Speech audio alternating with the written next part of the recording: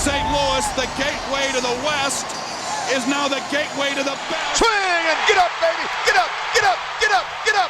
Home The game is over. The series is over. The wait is over. What's happening, nerds? This is John Nerding Out with Cards, and made it through my first week at work. Cheers. But it's because of that, it's been a delay on this video. And this video is a book report, similar to what I've done with other books on my channel. Is I picked up Graig's book, his card collecting stories that he dropped a couple weeks ago, I think it was. And so, of course, the night that it went live, bought the book, and it came in, and I finished it about a week ago. And what I can tell you right now is, if you listen to nothing else I have to say, I highly recommend this book, and suggest that you go pick it up. And so, why did I buy the book? Obviously, Graig is super popular, big time channel. He's been on for, I guess, what is it, coming up on 4 years now. And I remember when I first found out about his channel, it was about maybe 3 to 3.5 years ago. He was newer at that time.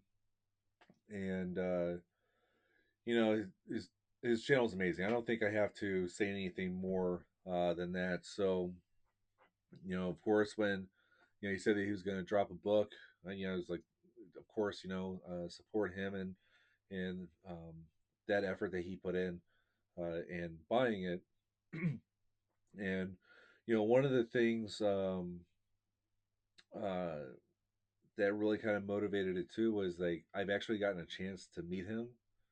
And it was funny, recently he was on a video with Adam over at Pints and a Flood for the Win. And it seems like I can't believe that he actually remembers this encounter. But a couple years ago at a card show in Fairfield, I got to meet him. And I thought that was really, really neat. He gave me his card. His dad was there selling as a dealer. And his dad's a very prominent character, or however you want to describe it, in his book. But that's where I got my 62 Stan Musial, and then these two Ken Boyer cards. Which, as a side note, at that time, the way I was collecting Ken Boyer, I wasn't targeting these. I just kind of picked them up to support his dad. And those cards have actually kind of was a springboard towards how I collect Ken Boyer nowadays. So I think that's kind of funny. But anyway, getting back to the book, which I'll show a handful of times, but the overall, if I could describe his book in one word, that one word would be relatable. And it's just as he described it. It's 20 short stories, right? I think I read it over the course of 3 nights, and it's just one story after another, but at the same time they're independent of each other. So I just thought that was really cool. And it's there's a lot of the obvious stuff. It's like, hey, the when he first started collecting, his earliest memories of collecting, which we all have, right? And for me, it's that 1992 Topps Ozzie Smith. So when he's talking about his garbage pail cards, 1987 Topps cards, and things like that, I'm reading this and I relate to it.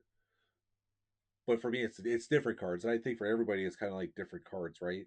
But I thought that was really cool.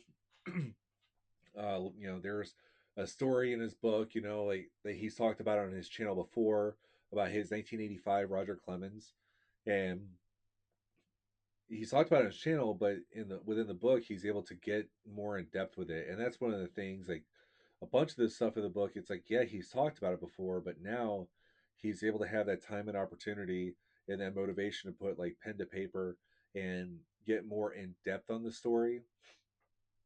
And so, he talks about the 85 Clemens card and everything that led up to it, the why he wanted it, and some of the more of the nuances of that moment that led to him winning that card via a raffle. And now all of us have, or I think all of us, shouldn't speak in absolutes, but what was that childhood Grail card, and especially if you got it, it's, I bet you there was like a special moment or weird or cool story on like how you got that card. And so like, for him it was a raffle card, and it was an 85 Clemens, whereas for me it was a 79 Tops. And it was when I got my first paycheck and went to a card store and bought it. But just it's the things that you'll never forget kind of thing, right? We all have a ton of cards. I'm sure that we don't remember how we got the cards, but there's there's those cards you just remember it. You know what I mean?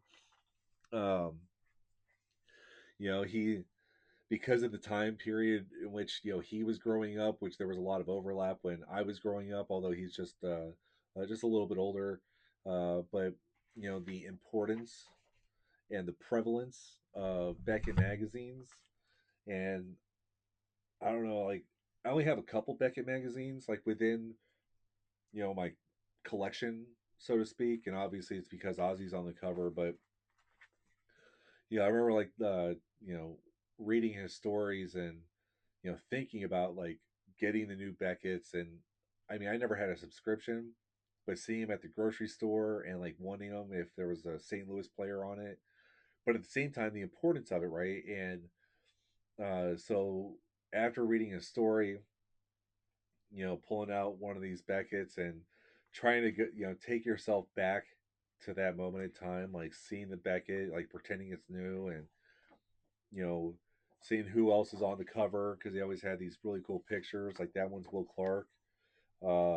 Seeing the ads, which are kind of funny, the articles, like taking yourself back to like this moment in time, like what were the cards that you were looking for in the price guide and all that cool stuff, and like who was really popular back then, and all that good stuff. That that was a fun little exercise that maybe you want to try if you still have a Beckett magazine. But there was a story about trading cards with kids, which I had as well. Like I said, there was kids that collected Cal Ripken Jr. There was kids that collected King Griffey Jr., Frank Thomas, Chipper Jones, all those. And it's like if I had cards of their player and they had cards of my players, we would just trade. And we weren't so much worried about comps and values and all these things that we're worried about today. So it was kind of funny, thinking about uh, how we hobbied, collected, and all that stuff back at that time. I Again, you go through these stories of his, and it just kind of takes you back. It makes you think about um, the specifics of your journey that were very similar and what have you. But um, I would say it would not be a Greg Miller a midlife um, thing if like grading didn't have a narrative within there. And I would say that grading is like a reoccurring thing within the book, but he doesn't get too much into like opinions on grading within there. Or at least that's not how I felt.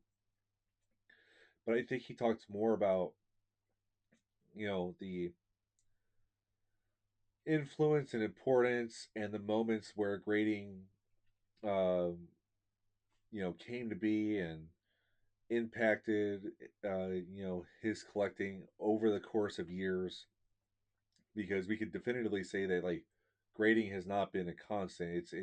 It's changed over the course of years, be from cost, importance, and all that good stuff, right? So it talks about how like grading like impacted like his dad's collection and all these things. So it was neat to hear more about the specifics of grading and its impact over the course of decades for his story. You know what I mean?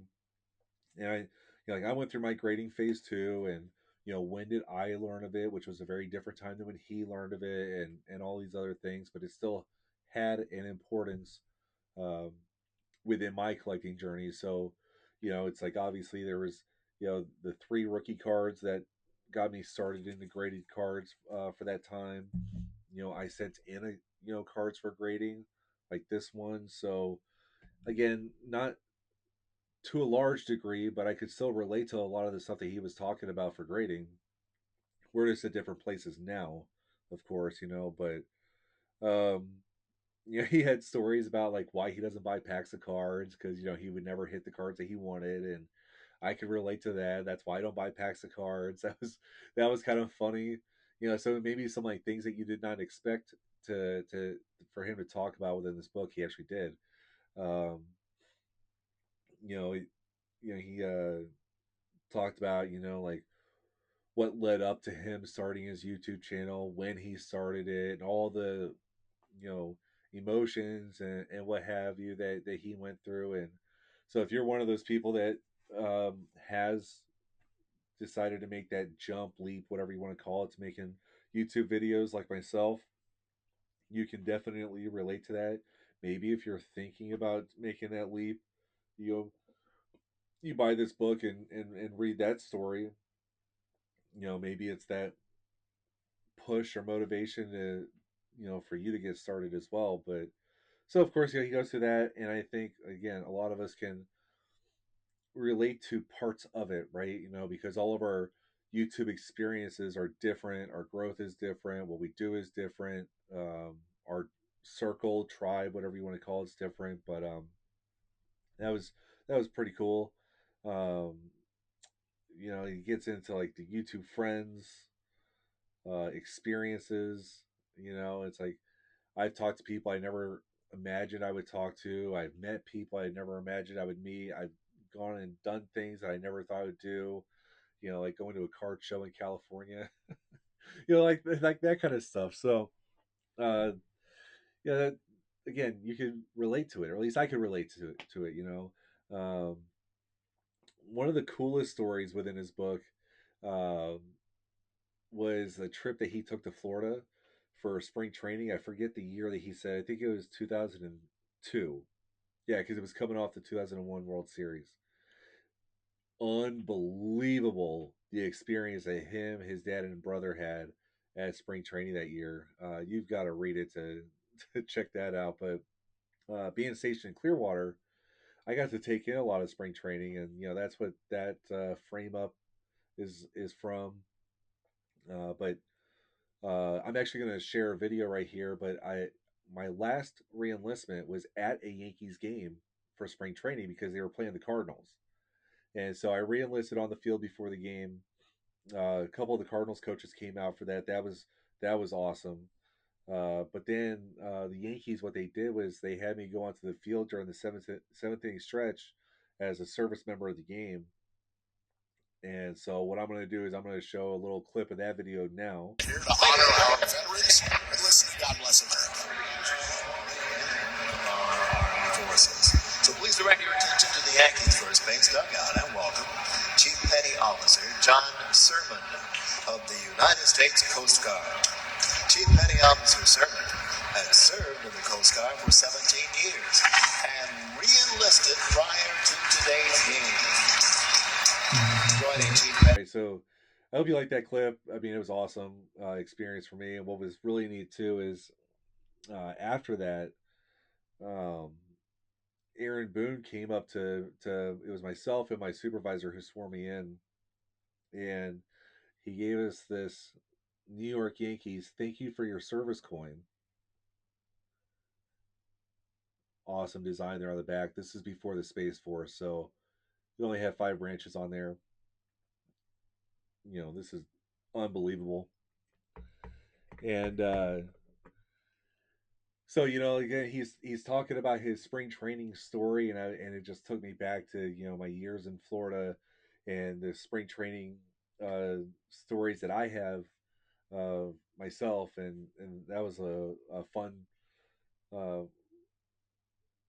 thing about that book that I just didn't really expect, but one of the last thing I'll say about the book itself is, he talked about the importance of the hobby, his collecting and whatnot, because there's the relationship with his dad, and what have you, but he's going through significant life moments, traumatic life moments, which I'm not going to get into here.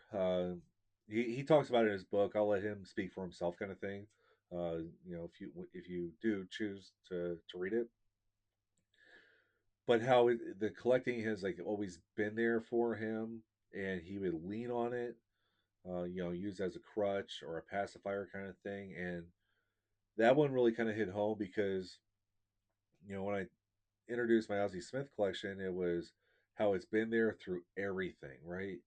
And it was there with through childhood, when I got married, joined the service, had kids, got divorced, got married again, what have you.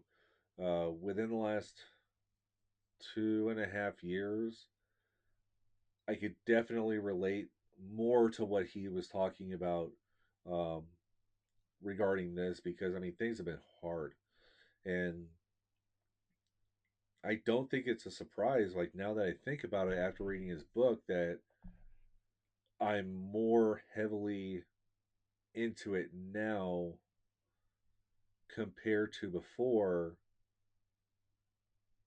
But I will also say, like, life is harder right now. So yeah, I think I can definitely relate, to what he was communicating, with regards to that in his book. So it there's so much to unpack in this book, in those 20 short stories, that it's a really easy, quick read, but I would say there's a lot to unpack in it, and it was I enjoyed it. It's like, why do I watch a lot of videos, follow a lot of channels? Is because it's like you're collecting with somebody, in a way, and again, it's just I- it's escaped me like right now, like the best way to describe it, but it's a part of enjoying the hobby is just to listen to other people's stories, is the best I can come up with right now. And so, with that being said, I thoroughly enjoyed this book. I think I would recommend that you pick it up, and obviously, if you do, I think you'll enjoy it too. I know the gaggle of guys that are going to the Strongsville show are gonna get their books then. So hopefully, they'll get a chance to read it shortly thereafter, and um, hopefully give their take on the book, especially when that's going to be, a significant amount of time, in my opinion, will have passed since the book released. When they get it, then that'll kind of like reignite interest in the book too. So, but I know that, if any of you guys are watching this, I, I'm telling you right now, you'll definitely enjoy it, as if there was any doubt, right? But with that being said, this is how I'm nerding out, and thanks for nerding out with me.